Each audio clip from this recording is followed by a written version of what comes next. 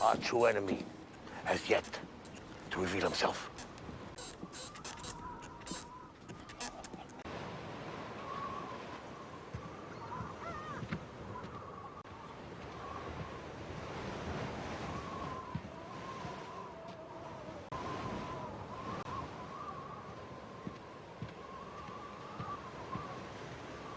Želite se vratiti u mjesto dakle ste otišli ili grad.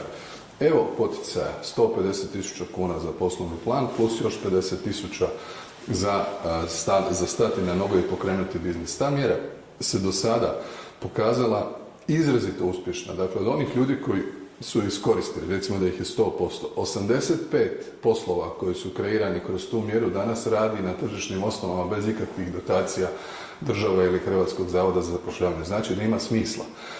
Bitno je da pogledamo te primjere koji su uspješni. Ima toga dosta, dio ljudi će tome će se smijati, reći meni je super, ja imam 5.000 eura ili ne znam koliko u nekoj EU zemlji, što možda je negdje slučaj, u mnogim slučajevima nažalost nije, a to isto tako zna većina naših ljudi, a neki će to iskoristiti. Mi smo tu da omogućimo to. Poslužim stol ako treba biti nešto suho na stolu. A plešete li? A cupkam nešto, da. Na optuženičkoj klupi našao se zbog odluke njegove vlade iz 2009. godine. Viđaj sine, bosanski tank Cvaja M55!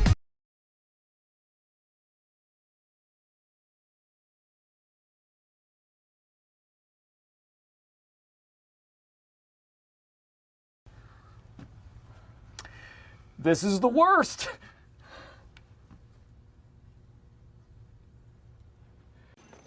I'm the Homelander.